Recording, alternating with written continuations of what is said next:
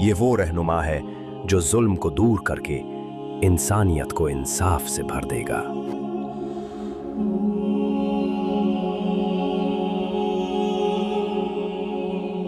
हजरत दज्जाल आजाद हो गया है।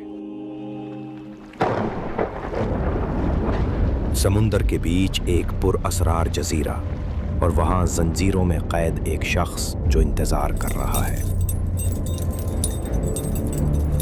और नबी सल्लल्लाहु अलैहि वसल्लम ने फरमाया, उसका फितना दुनिया का सबसे बड़ा इम्तिहान होगा।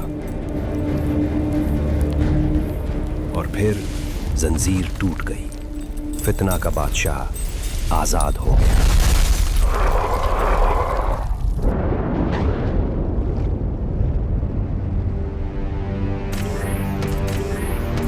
वो जजीरा के कैद से निकला फितना समुंदर की लहरों की तरह दुनिया पर छा गया।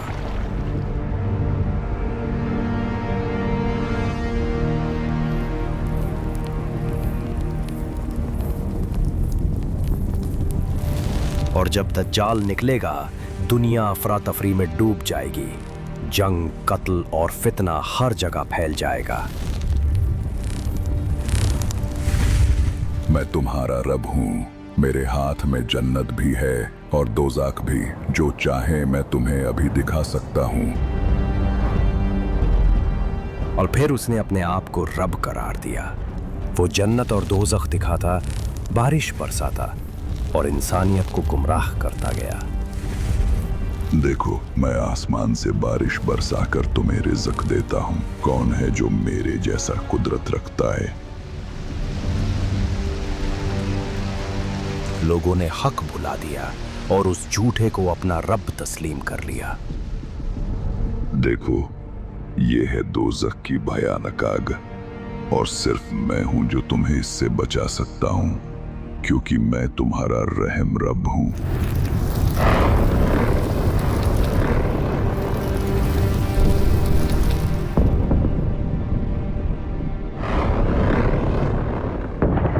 फितने की आग इतनी तेज थी कि हजारों इंसान उसके वादों पर ईमान ले आए। देखो, ये है जन्नत के हसीन बाग। नदियां बह रही हैं जो सिर्फ मेरी इत्ताअत करने वालों की है। नबी सल्लल्लाहु अलैहि वसल्लम ने फरमाया, उसके साथ जन्नत और दोज़ख होंगे, मगर उसकी जन्नत हकीकत में दोज़ख होगी।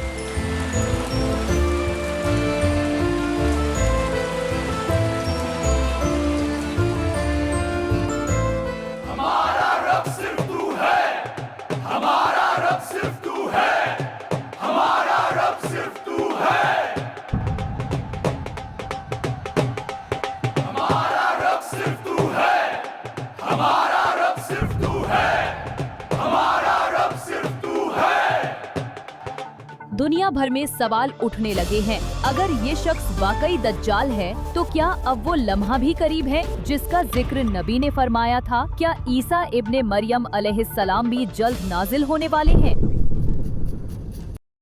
अलैहिस्सलाम भी जल्द नाजिल होने वाले हैं। और फिर जब उसने सुना कि ईसा इब्न मरियम जल्दी नाजिल होने वाले हैं, उसके चेहरे का रंग उड़ गया और दिल में एक अजनबी खौफ उतर गया।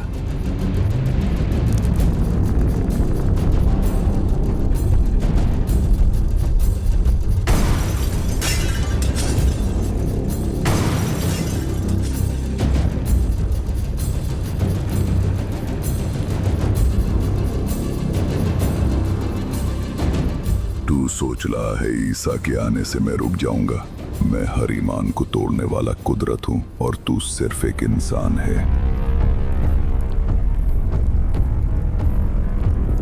तैयार हो जाओ, फितनाए दज्जाल का इम्तिहान शुरू हो चुका है।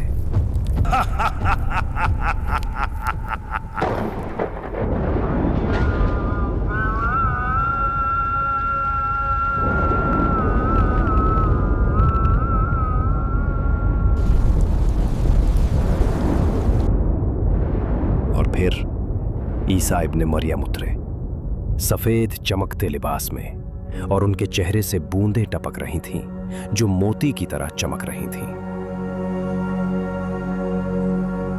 हजरत, आपकी हुजूरी से जुल्म का राज खत्म होगा और इंसानियत को सच और अमन मिलेगा। इमाम मेहदी, जो इंसान हक के रास्ते पर दुनिया को ले जाएगा, वही आप हैं। आइए नमाज अदा करते हैं।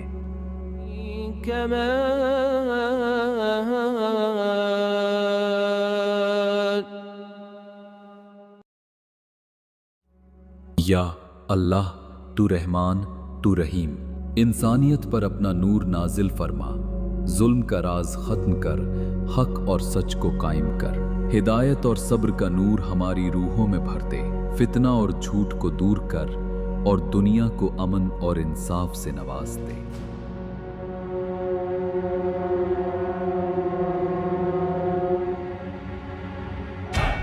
और फिर सबसे बड़ी जंग का वक्त आ गया। ईसा इब्ने मरियम और दज्जाल एक ही मैदान में सामने खड़े थे।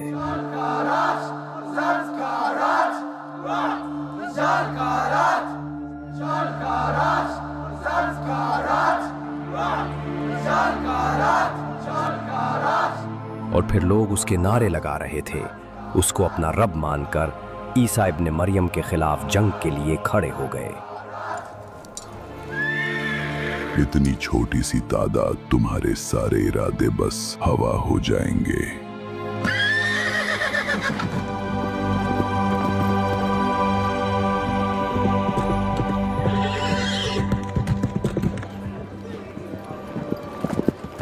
नबी सल्लल्लाहु अलैहि वसल्लम ने फरमाया, आदम से लेकर क़यामत तक इंसानियत पर दज्जाल से बड़ा फितना कभी नहीं आएगा।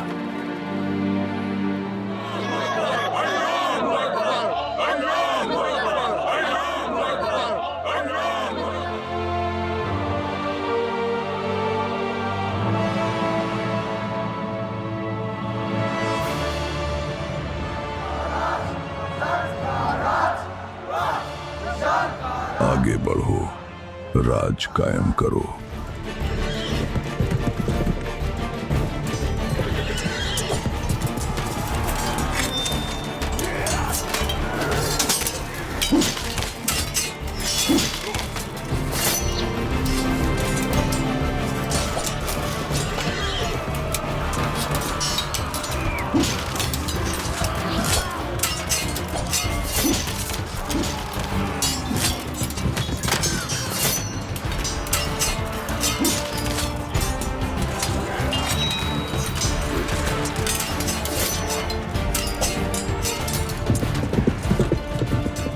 दज्जाल ने जैसे ही ईसा इब्ने मरियम को देखा, उसके झूठे दावे टूट गए और वो जंग के बीच से भाग निकला।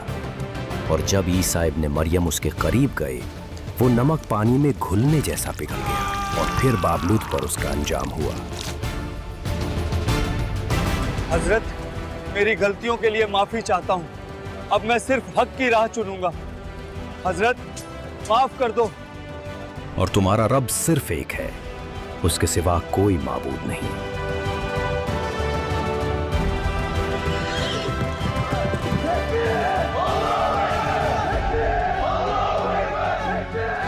अल्हम्दुलिल्लाह, या अल्लाह, तू ही सबसे। मरियम खुदा का पैगाम है।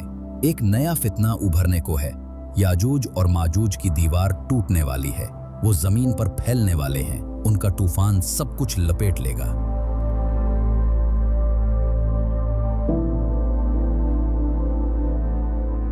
लोगों, अल्लाह का पैगाम आया है। वो कौम जिसका जिक्र तुमने सुना था, याजूज और माजूज अब कैद से निकल चुके हैं और इंसानियत के लिए एक नया इम्तिहान लेकर आ रही है। भागो नहीं, ईमान के साथ चलना है। पहाड़ अल्लाह की पनाह बनेंगे तुम्हारे लिए। सब लोग पहाड़ पर जमा हो जाओ।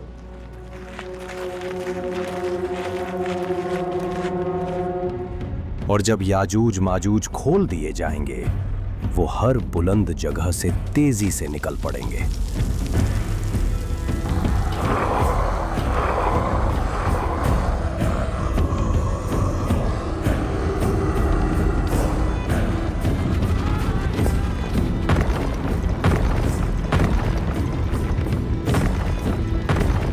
और जब रुकावट टूट गई, याजूज माजूज हर बुलंदी से उतरकर दुनिया पर छा गए।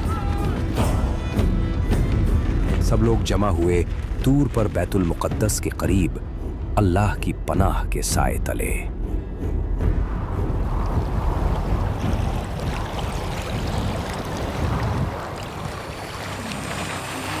अब उनकी लश्कर तालाब की तरफ चल पड़ी।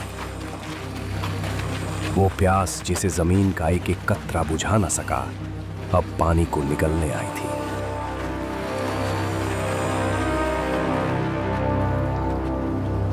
सूरा अल मुल्क में अल्लाह फरमाता है, और अगर हम तुम्हारा पानी जमीन के अंदर घुसा दें तो कौन है जो तुम्हें नया बहता हुआ पानी ला सके।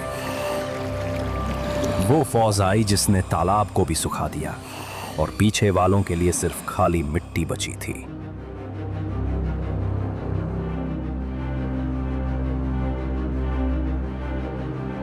पहाड़ों की ओर भाग के क्या बच जाओगे? हम आग की तरह चढ़कर आएंगे और तुम्हारी चीखों से जमीन लरज उठेगी। हजरत, वो फौज, वो खून की प्यासी याजूज माजूज की लश्कर, उनका शोर, उनका जुल्म हर तरफ गूंज रहा है। या अल्लाह, तू रहमान, तू रहीम, और तेरे सिवा कोई कुवत नहीं। उम्मते मोहम्मद सल्लल्लाहु अलैहि वसल्लम को याजूज माजूज के जुल्म से बचा ले, अपनी कुदरत से उन्हें मिटा दे और हक पर कायम रहने वालों को अपनी पनाह अता फरमा। अल्लाह ने उनकी गर्दनों पर अजाबी कीड़े छोड़े जो रूह तक घुस गए।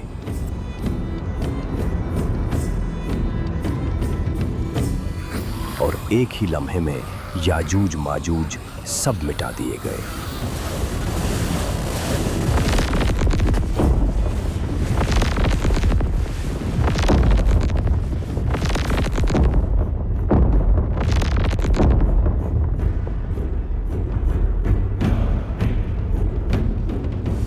याजूज माजूज के जिस्म जमीन को बदबू और गंदगी से भर देते हैं।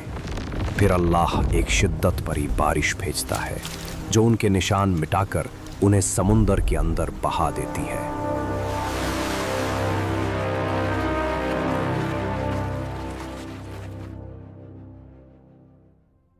याजूज माजूज के खत्म होते ही इंसानियत ने सुकून सोचा, लेकिन दुनिया को ढक गया वो धुआं जो अजाब बनकर आया। ताज़ा खबर, एक रहस्यमयी काला धुआं दुनिया के कई शहरों में तेजी से फैल रहा है। सरकार ने लोगों से घरों में ही रहने की अपील की है। ये धुंध क्या है, कोई नहीं जानता। और फिर वो धुआं सिर्फ एक शहर तक महदूद न रहा, उसने पूरे जहां को लपेट लिया। हर कोना, हर बस्ती, हर मुल्क उसके साए में दफन हो गया।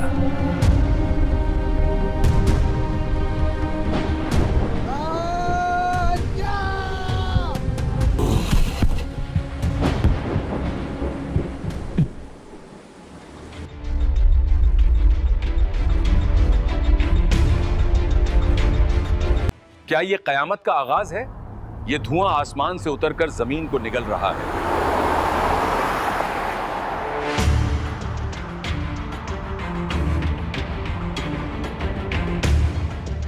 हर सांस में जहर घुल रहा है, लेकिन ये सिर्फ शुरुआत है। अगर हम अल्लाह के रास्ते पर ना चलें तो इंसानियत का अंजाम और भी खौफनाक होगा। और फिर वो धुआं जिसने इंसानियत को घुटनों पर मजबूर कर दिया था, अल्लाह के हुक्म से धीरे धीरे हट गया, लेकिन दुनिया को छोड़ गया अगले खौफनाक इम्तिहान के लिए।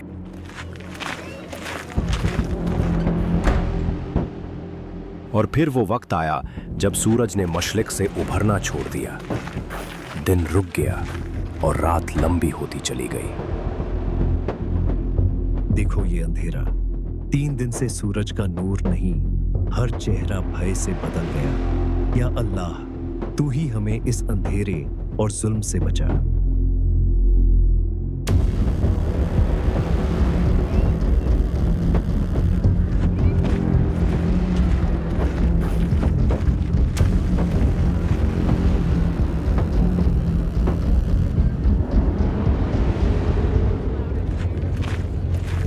फिर एक दिन सूरज मगरिब से उभरकर इंसानियत के लिए आखिरी निशानी बन गया। सूरज निकल गया, रोशनी वापस आ गई, लेकिन ये अंधेरा और धुआं, ये मंजर अभी भी सब कुछ खौफनाक है।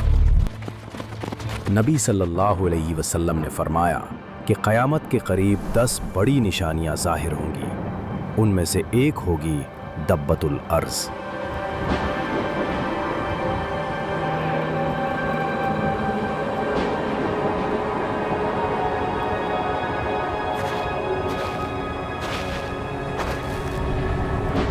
इंसान समझ भी न पाया और तौबा का वक्त ख़त्म हो गया। उस वक्त जो भी ईमान लाएगा उसका ईमान कबूल न होगा। तुम इंसान अपनी फितरत से दूर भाग रहे हो। मैं वही हूं जो सच्चाई लाऊंगा, और जो सच को नहीं माना उसका अंजाम तुम्हारी आंखों के सामने जमीन को हिला देगा। और जब अल्लाह का हुक्म सच हो गया, जमीन से दब्बतुल अर्ज़ निकला। उसने इंसानों से कहा, तुम अल्लाह की निशानियों को झुठलाते रहे और अब हक तुम्हारे सामने है। लोग उससे देखकर खौफ से भागने लगे, मगर कोई उसकी पकड़ से बच न सका।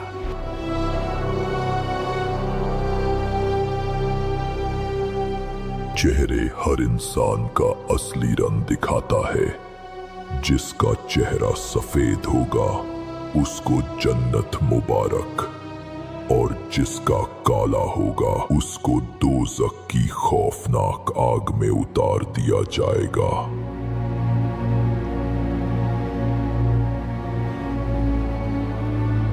अब तुम्हारी बारी।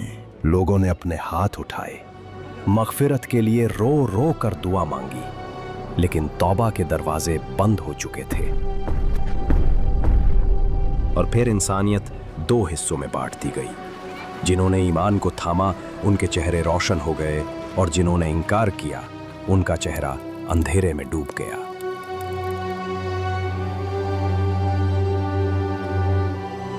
और जब दबातुल अर्ज़ अपना काम पूरा कर चुका तो वो अल्लाह के हुक्म से वापस मिट्टी में समा गया। उसका काम था फैसला करना, और वो फैसला हो गया।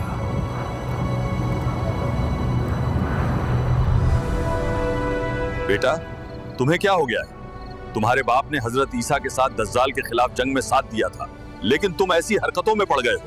अबे ओए बुढ़े, अपना काम कर जाकर।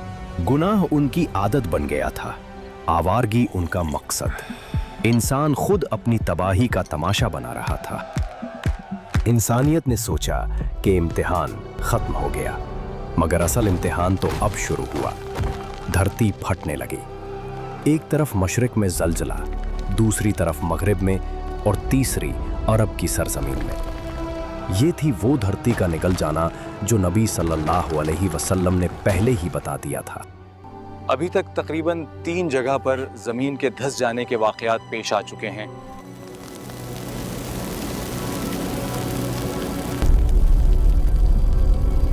ये आग हमें अपने तरफ बुला रही है। हम चलते हैं तो ये भी चलती है, और हम रुक जाते हैं तो ये आग भी रुक जाती है। और फिर यमन की सरजमीन से एक आग भड़क उठी, ऐसी आग जो इंसान को भगा भगा कर एक ही मंजिल पर जमा करने लगी। कोई बचाव नहीं, कोई पनाह नहीं, बस एक रूह का इम्तिहान खड़ी थी।